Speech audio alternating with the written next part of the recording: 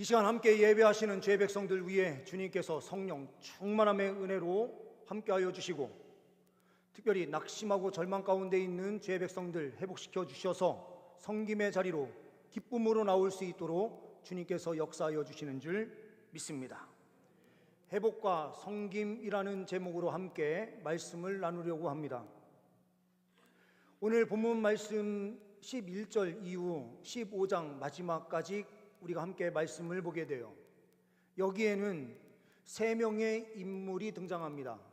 우리가 지금까지 잘 알고 있는 탕자로 알려져 있는 둘째 아들, 그리고 장남인 첫째, 그리고 아버지, 이 세 사람이 등장을 하는데요. 오늘 이 세 인물을 통하여 하나님께서 무엇을 말씀하시고자 하시는지 우리가 확인하고, 주님께서 회복시켜 주신 은혜를 통하여 놀라운 하나님 나라를 위하여 사용되는 우리가 될 수 있기를 간절히 소망합니다.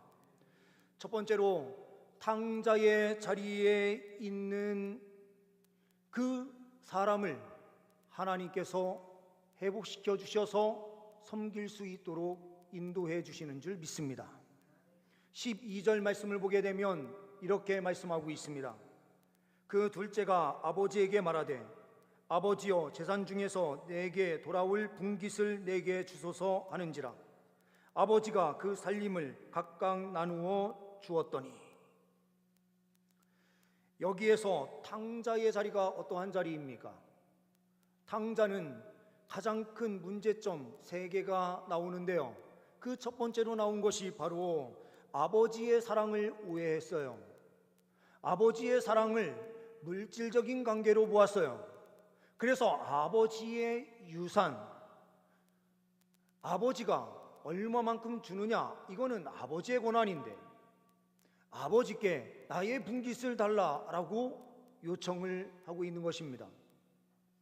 아버지를 사랑의 대상으로 본 것이 아니라 아버지로부터 유산을 받는, 아버지는 나에게 물질을 주는 존재로만 그렇게 이해를 한 잘못된 오해, 그 사랑을 가지고 있었던 것입니다.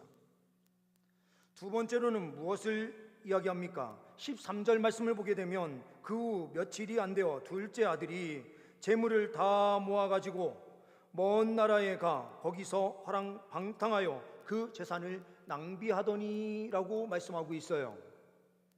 이것은 아들은 잘못된 자유를 추구하고 있었다라는 겁니다. 아버지 손에서 벗어나는 것이 진짜 자유다 이렇게 생각했어요. 그래서 아버지로부터 받은 재산을요, 얼마나 빨리 처분을 했는지 후다다닥 팔고요, 그 돈을 모아서 이 사람은 이방인 땅으로 먼 나라로 갔어요. 먼 나라로 가서요, 그는 나는 이제 자유인이다 그러면서 술 먹고 장녀와 함께하고 허랑방탕한 생활을 해요. 내 마음대로 하는 것이 자유다. 자유를 알아도 잘못 알았어요. 자유는 책임이 동반되는 것인데, 자유는 내 마음대로 하는 것이 자유다라고 생각하는 사람들이 너무나 많아요. 우리나라는 자유민주주의 하는데 이 자유라고 하는 단어가 들어가는 것은 그만큼 책임이 뒤따른다라는 의미지 내 마음대로 해도 된다라는 의미가 절대로 아니거든요. 그런데 이 탕자가 내 마음대로 하는 것이 자유다라고 생각을 했던 거예요. 그래서 방종으로 달려가요. 우리도 이러한 삶을 사는 사람들이 있어요. 예수를 믿으면, 이후로는 우리가 예수 이름만 믿기만 하면 다 구원받으니 우리의 삶은 어떠한 삶을 살아도 상관이 없어. 허랑방탕한 삶을 사는 것이 진정한 자유인 것처럼 그렇게 방종의 삶으로 달려가고 있었던 사람들이 갈라디아 교회의 성도들이었어요. 그래서 바울이 예수 그리스도의 말씀을 통하여 말씀을 전하면서 진정한 자유는 예수님 바깥에 있는 것이 아니라, 하나님 바깥에 있는 것이 아니라 하나님 안에 있는 것이 참 자유다. 그 무거운 짐을 서로 나누어 지고 함께 달려가는 것이 진정한 자유 가운데 있는 것이다 라고 선언해요. 잘못된 자유를 추구하는 이 어리석은 모습이 탕자의 모습이요, 우리의 모습이에요. 우리는 신앙을 갖고 하나님 안에서 얽매여서 사는 이 삶이 때로는 괴롭게 느껴질 때가 있지 않습니까? 다른 사람들처럼 그냥 편하게 지내고 술 먹고 담배 피고 세상 사람들이 사는 방식하고 똑같이 살고 싶은데 자유가 없는 것처럼 느껴지지 않습니까? 그런데 우리의 그 절제된 삶이 진정한 자유 가운데 있는 삶이에요. 아버지의 손 바깥에 있는 것이 아니라 아버지 손 아래에 있을 때에 가장 행복해요. 근심 걱정할 필요가 있습니까? 아니면 돈 때문에 걱정할 필요가 있습니까? 뭐가 있습니까? 진정한 자유는 아버지 안에 있으면 되고요, 아버지가 말씀하신 밤 10시에 들어오라 하면 10시에 들어가기만 하면 다 끝나요. 다른 게 필요 없어요. 그런데 아버지 바깥에 있는 것이 자유다 착각하면서 달려간 그 사람이 바로 탕자예요. 또한 이 탕자의 가장 큰 문제점은 무엇입니까? 17절 말씀을 보게 되면 스스로 돌이켜 이르되 내 아버지에게는 양식이 풍족한 품꾼이 얼마나 많은가, 나는 여기서 줄여 죽는구나. 배고픔이 찾아왔을 때에 비로소 아버지에게 돌아가려고 하는데, 아버지에게 돌아가려고 하는 그 이유는 아버지의 사랑 때문이 아니고요, 아버지에게 가면 배 골아 죽을 일은 없다, 내 배가 채워질 수 있기 때문에가 회개의 동기예요. 우리가 이러한 삶을 살면 큰 문제가 생겨요. 회개하는 분들 가운데 다른 날은 다 마음대로 살다가요, 주일날 교회에 와서 하나님께 엎드려서 기도해요.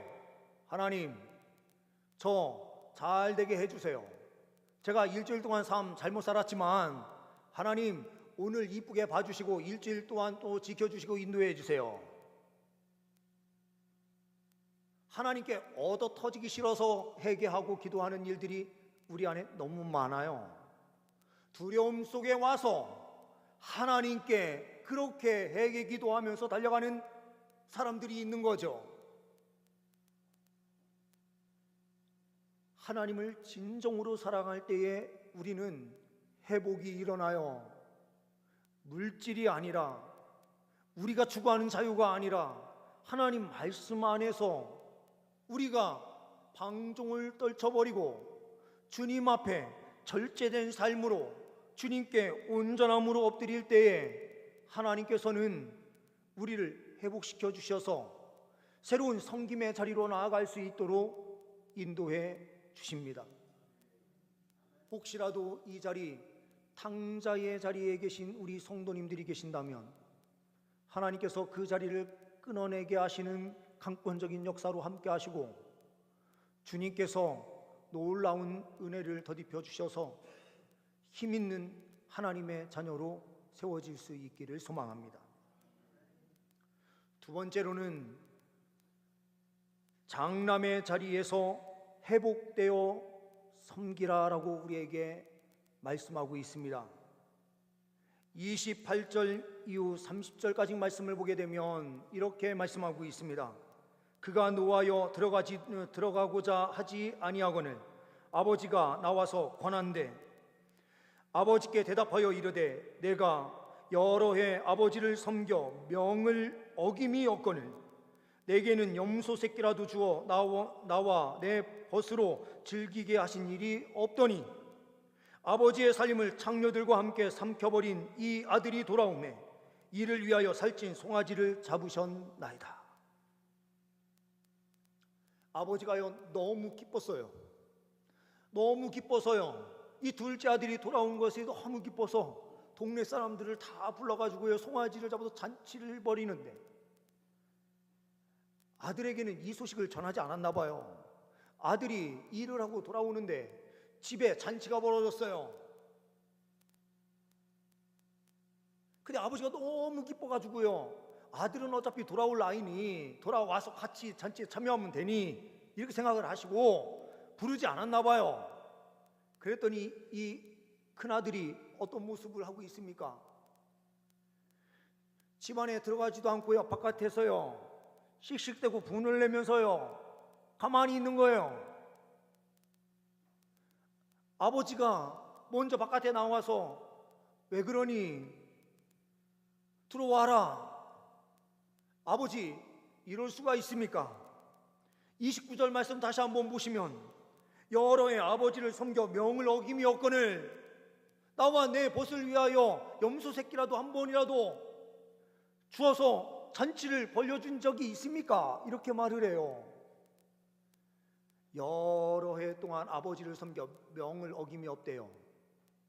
이게 자식의 착각이거든요. 아버지의 입장에서 자식을 보면요, 자식이 아버지의 명을 한 번도 어긴 적이 없다 이렇게 말하는데 마음이 흡족하게 하는 일이 어디 있어요?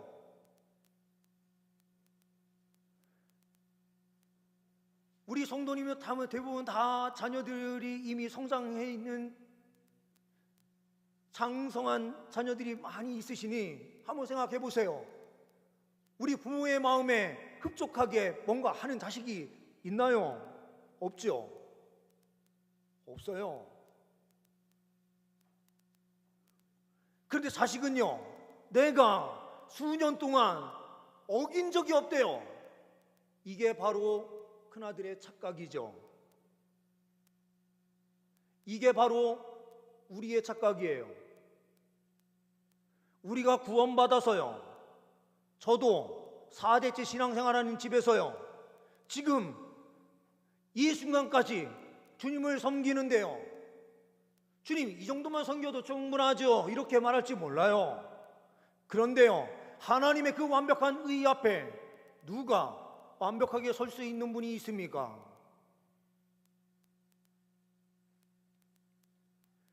이 자식이요, 무엇 때문에 그 잔치에 참여하지 못하는가? 자기 의 때문에 참여하지 못하는 거예요. 나는 이렇게 했는데. 누가복음은 누가가 기록을 했어요. 이 누가는 바울과 함께 선교사로서 세계 곳곳을 다니면서 선교하던 선교사예요. 이 누가복음을 기록하면서 누구에게 전달하기 위해서 이 말씀을 기록했는가? 이 말씀은 이방인들을 향하여 이 말씀을 주기 위하여 기록한 거예요. 그래서 이방인 관점으로 이 기록 내용이 많이 들어있어요. 기도하는 내용에서도 이와 같은 내용을 똑같이 담고 있는 누가복음 18장 내용이 있습니다. 누가복음 18장 11절 말씀을 보게 되면, 바리새인이 서서 따로 기도하여 이르되, 하나님이여, 나는 다른 사람들 곧 토생, 불의, 간음하는 자들과 같지 아니하고 이 세리와도 같지 아니함을 감사하나이다. 아니, 기도를 하는데요, 왜 비교를 하면서 기도해요? 이게 우리의 신앙이에요. 우리는요, 항상 옆에 있는 사람들과 비교하면서 하는 신앙일 뿐이지, 하나님의 관점에서 볼 때에는 다 똑같은 신앙이에요.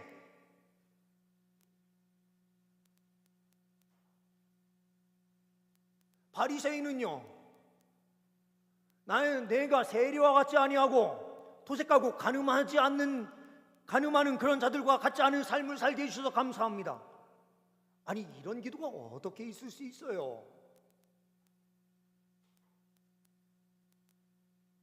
구원받을 수 없는 우리에게 하나님께서 구원을 주셔서 감사합니다 이렇게 기도하는 것도 아니고요, 어떻게 옆에 있는 다른 사람들과 같지 않아서 이렇게 표현할 수 있을까요? 그런데 세리는 18장 13절에 이렇게 기도하고 있어요. 세리는 멀리 서서 감히 눈을 들어 하늘을 쳐다보지도 못하고 가슴을 치며 이르되 하나님이여 불쌍히 여기소서. 나는 죄인이로소이다. 주님께서 받으시는 기도는 어떤 기도라고 주님께서 말씀하시는 거예요? 남과 비교하여 본 의로 기도하는 기도를 주님께서 원치 않으신다. 장남의 자리가 바로 이런 자리였던 거예요. 둘째 아들인 탕자와 비교해서 나는 거룩하고 나는 완벽한데 저 둘째 아이는 아버지의 재산을 다 날려버리고 그렇게 돌아왔는데 그를 위해서 잔치를 벌여준다는 것이 어떻게 가능합니까? 그런데 인간적으로는 이해가 다 돼요.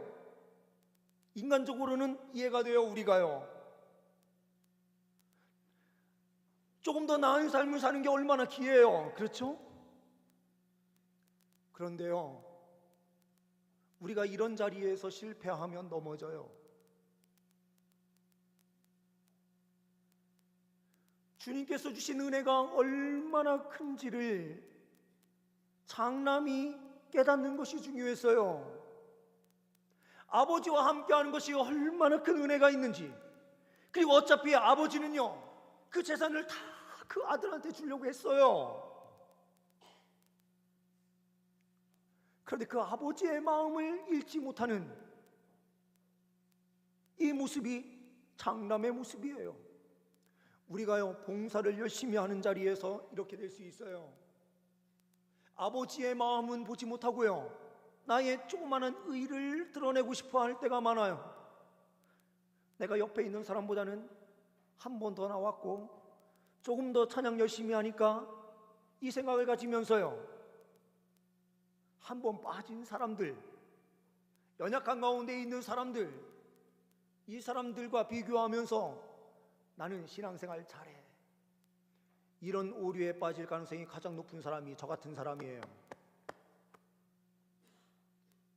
신앙생활 오래 해오고 지도자의 자리에 있고 그 누구보다도 잘한다고 하는 그 자리에 있는 자가 이런 잘못된 판단으로 달려갈 수가 있어요. 우리의 봉사의 자리는요 옆에 있는 사람과 비교하는 자리가 아니라 하나님께서 주신 은혜를 기억하고 서 있는 자리가 돼야 돼요. 그럴 때 우리가 믿음의 승리의 삶이 있는 것입니다. 이 아들은 아버지의 사랑을 제대로 알지 못하는, 다 아는 것처럼 했지만 알지 못하는 오류 가운데 있었어요. 철저하게 율법적 사고 가운데 있었어요. 교만과 비교 의식 속에 있었던 것이 이 첫째 장남의 문제예요. 탈무드에 나오는 이야기입니다. 살란터 랍비가 있습니다. 이 살란터라고 하는 랍비는 철저하게 율법을 지키는 사람이었어요. 그 사람들로부터 율법과 관련돼서는 존경받는 사람이었어요. 유월절이 다가오면은 이스라엘 곳곳을 다니면서 자기가 담당하는 그 지역에요 유월절 무교병을 잘 만드는지 감시하는 일을 했어요. 규정이 만들어져 있었는데 유월절에 이 무교병을 만들 때에는 생수를 써야 된다. 이 생수라고 하는 것은 깨끗하게 걸러진 것을 이야기하는 겁니다. 깨끗하게 걸러서 그 물을 써야 된다. 그리고 이방인이 보면 부정을 타는 것이니 이방인 없는 곳에서 거룩하게 만들어야 된다. 다른 것을 일체 섞으면 안 된다. 불은 반드시 나무 장작으로 불을 지펴서 무교병을 만들어야 된다. 이렇게 규정이 되어 있어요. 그런데 유월절 며칠 전에 이 랍비가 그만 병이 들어서 움직일 수가 없게 됐어요. 그래서 방에 들어가서 누워있게 되는데 그러면 어떻게 합니까? 대신 가서 일할 수 있는 위임받은 사람들을 위임해 줘서 그 위임받은 사람들이 돌아다니면서 그 일을 할 수 있게 해줘야 되는데요,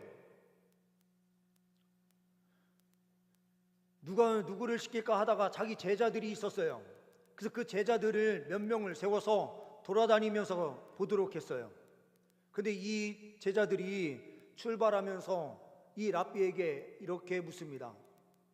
랍비요, 우리가 어떤 부분을 유심히 잘 보아야 됩니까?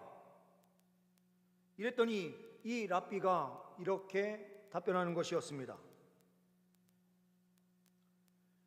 제자들아, 무교병을 굽는 여인들에게 보수가 제대로 지급되고 있는지를 잘 보아라.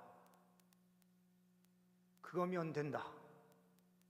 철저하게 율법주의자였는데 그가 보라라고 한 것은 가난하고 연약한 가운데 있는 자들이 일을 하면서도 제대로 보수를 받지 못하는 것에 대하여 먼저 관심을 가질 것을 이야기했어요. 율법은 사랑이지 정죄가 아니거든요. 그런데 이 장남이 그 자리에 있었던 것이죠. 우리의 신앙은 어떠합니까? 이 말씀 앞에 저도 자유롭지 못해요. 이 자리에 있는 많은 우리 성도님들이 이 장남의 자리에 있을 가능성이 매우 높다고 생각해요.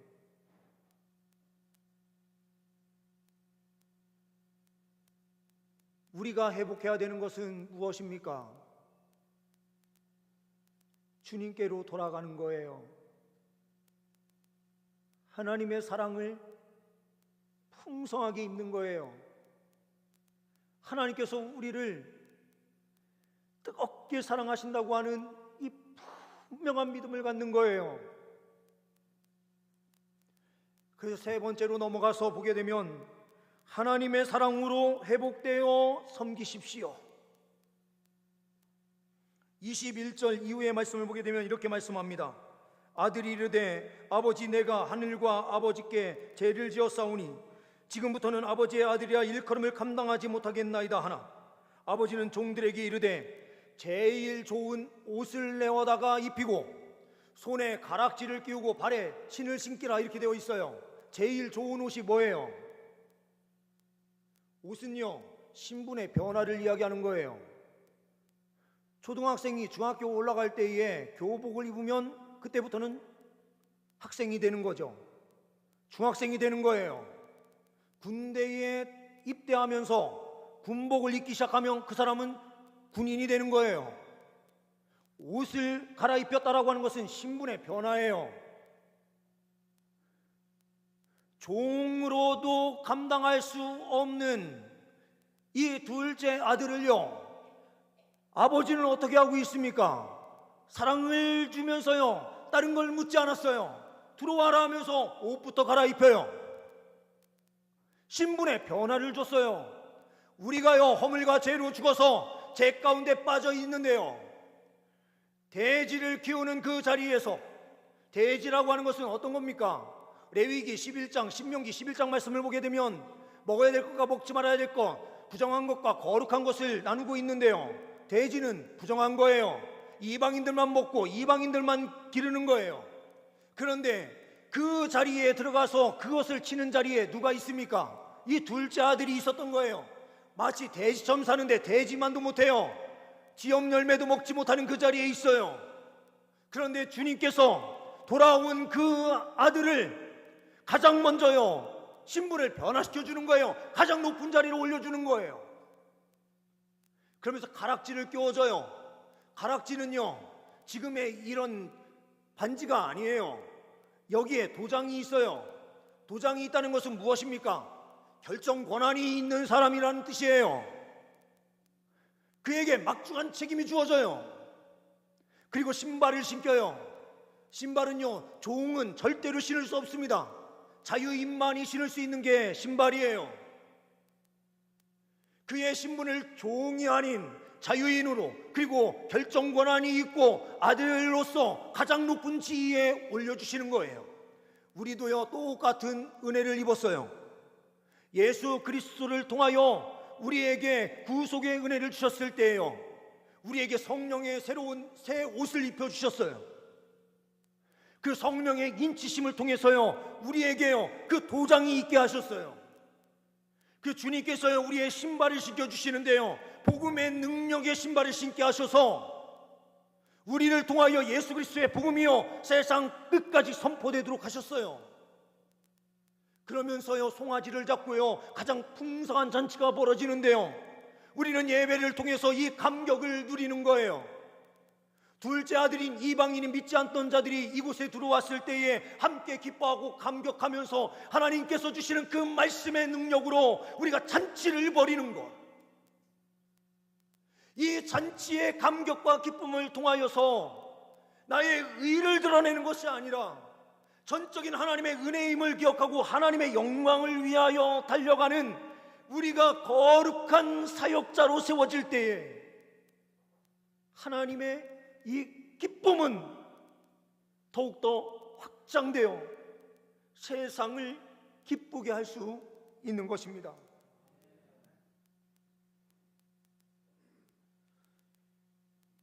(31절) (32절에) 아버지가 이르되 예 너는 항상 나와 함께 있으니 내 것이 다 내 것이로되 이 내 동생은 죽었다가 살아났으며 내가 잃었다가 얻었기로 우리가 즐거워하고 기뻐하는 것이 마땅하다 하니라.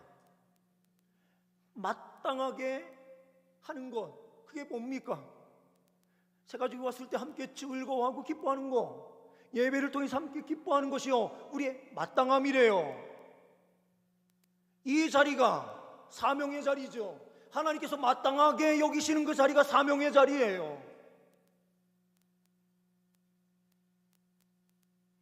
34년 만에 찾은 아들이라는 제목으로요, 2010년도에 한 기사가 났었어요. 가장 오래돼서 찾은 그 사례로 기록이 됐다고 하는데요,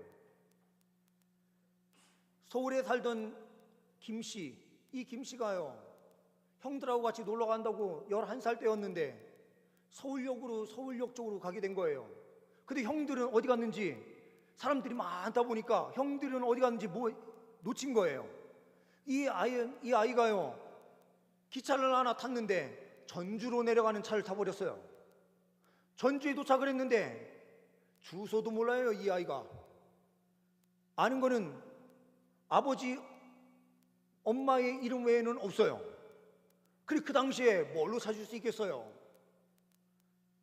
그래서 그곳에서 만난 구두닦이 형과 함께요, 망대를 짊어지고 때로는 고물을 주러 다니고요, 미물고기를 잡아서 팔아서 간신히 먹고 살았어요. 그런데 40이 넘어서요, 자녀들이 20살 정도 되는 때가 되니 그렇게 아버지 생각이 나더래요. 부모님 생각이 나더래요. 그래서 부모님 한번 찾으러 그래도 서울에라도 올라가자 했는데, 서울에 올라와서 아무리 찾아봐도 다 재개발돼 가지고요, 뭐 찾을 수가 있나요? 그런데 한 주민센터에 들렸는데 자기 어렸을 때의 모습과 똑같은 사진이 거기에 있는 것 같던 거예요. 그래서 가만히 들여다보니까 아무래도 전 것 같더라는 거예요. 그래서 그 사람이 DNA 검사를 했는데 아버지가 맞다. 그런데 이 아버지는 그때 이미 치매가 걸리셔가지고요, 알아보지를 못해요. 그런데 어머니가 이야기하는 거예요. 아버지가 너를 찾기 위해서 너를 잃어버리고 몇 년을 그렇게 돌아다니면서 아무 일도 못하고 너를 찾아서 얼마나 헤맸는지 모른다. 그리고 평생 동안 아들 찾는 거 생각 말고는 다른 생각을 하지 않았다. 이렇게 이야기를 하는 거예요. 이게 부모님의 마음이죠. 우리 하나님의 마음이 이 마음이에요. 우리가요, 성령의 은혜로 새로워지는 것을 늘 항상 바라시는 분이 우리 아버지 하나님이시고요, 믿지 않는 자들이 주께로 돌아와서 새 생명의 은혜 가운데 거하는 것이 하나님의 가장 큰 소원이세요. 우리가 이 감격에서 함께 잔치를 벌이고 기뻐하면서 함께 달려가는 것, 이것이 우리의 사명의 자리입니다. 탕자의 자리, 장남의 자리에 계신 성도님들이 계신다면 하나님께서 오늘 이곳에 성령의 은혜를 부어주셔서 회복시켜 주시고 하나님을 뜨겁게 사랑함으로 하나님 나라만을 위하여 달려가는 귀한 은혜의 역사가 펼쳐질 수 있기를 소망합니다. 기도하십니다.